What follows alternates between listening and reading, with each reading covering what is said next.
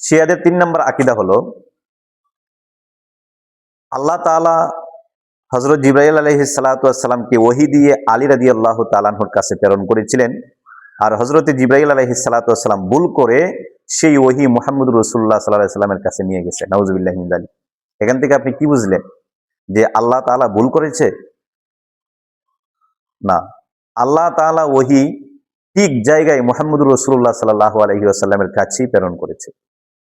সেখানে আল্লাহ তাআলা ভুল করেন নাই, জিবরাইল আলাইহিস সালাতু ওয়াস সালাম ভুল করেন নাই। কিন্তু শিয়াদের আকীদা হলো যে জিবরাইল আলাইহিস সালাতু ওয়াস সালাম ওহী নিয়ে আলী রাদিয়াল্লাহু তাআলা আনহুর কাছে আসবে, সেটা উনি ভুল করে মুহাম্মদুর রাসূলুল্লাহ সাল্লাল্লাহু আলাইহি ওয়াসাল্লামের কাছে নিয়ে চলে গেছে। নাউযুবিল্লাহি মিন যালিক। আমাদের কাছে বর্তমানে যে কোরআন আছে সেই কোরআন অসম্পূর্ণ, সেটা পরিপূর্ণ কোরআন নয়। অবশিষ্ট কোরআনের অবশিষ্ট অংশ ইমাম মাহদী আলাইহিস সালাতু ওয়াস সালামের কাছে আছে, উনি শেষ জামানায় নিয়ে আসবেন। নাউযুবিল্লাহি মিন যালিক।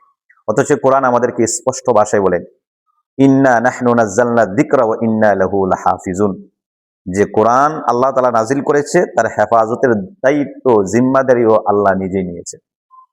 তাহলে শিয়াদের আকীদা হলো যে কোরআন অসম্পূর্ণ, এই অসম্পূর্ণ কোরআনটা ইমাম মাহদীর কাছে আছে আর উনি শেষ জামানায় নিয়ে আসবে। নাউযুবিল্লাহি মিন যালিক। শিয়াদের 4 নম্বর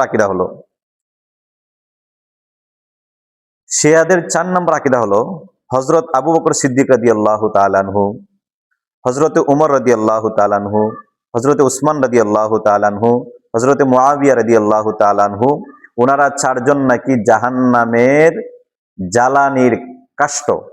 অর্থাৎ ওনারা 4 জন জালেম শাসক ছিল, যার কারণে আল্লাহ তাআলা ওনাদেরকে জাহান্নামে নিক্ষেপ করবেন। নাউযুবিল্লাহি মিন যালিক। অথচ রাসূলুল্লাহ সাল্লাল্লাহু আলাইহি ওয়াসাল্লাম হাদিস শরীফের মধ্যে বলেছেন, আবু বকর ফিল জান্নাহ, উমর ফিল জান্নাহ, উসমান ফিল জান্নাহ, মুআবিয়া ফিল জান্নাহ। এভাবে আল্লাহ রাসূল সাল্লাল্লাহু আলাইহি ওয়াসাল্লাম সকল সাহাবীদেরকে জান্নাতের সার্টিফিকেট প্রদান করেছেন। শিয়াদের 5 নম্বর ভ্রান্ত আকীদা হলো আল্লাহ রাসূল সাল্লাল্লাহু আলাইহি ওয়াসাল্লামের স্ত্রী হযরত আয়েশা রাদিয়াল্লাহু তাআলা আনহা নাকি বেবিচারী ছিল। নাউযুবিল্লাহি মিন যালিক।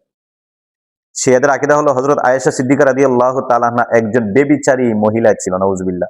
অথচ আল্লাহ তাআলা সূরা নূরের মধ্যে হযরত আয়েশা রাদিয়াল্লাহু তাআলা আনহার পবিত্রতা বর্ণনা করেছেন, যে হযরত আয়েশা রাদিয়াল্লাহু তাআলা আনহা সম্পর্কে যেই মিথ্যা অপবাদ এসেছে সেটা সম্পূর্ণ মিথ্যা। আল্লাহ তাআলা বলেছেন ইফকুম মুবিন, সেটা নিঃসন্দেহে মিথ্যা, সুস্পষ্ট বানোয়াট মিথ্যা অপবাদ।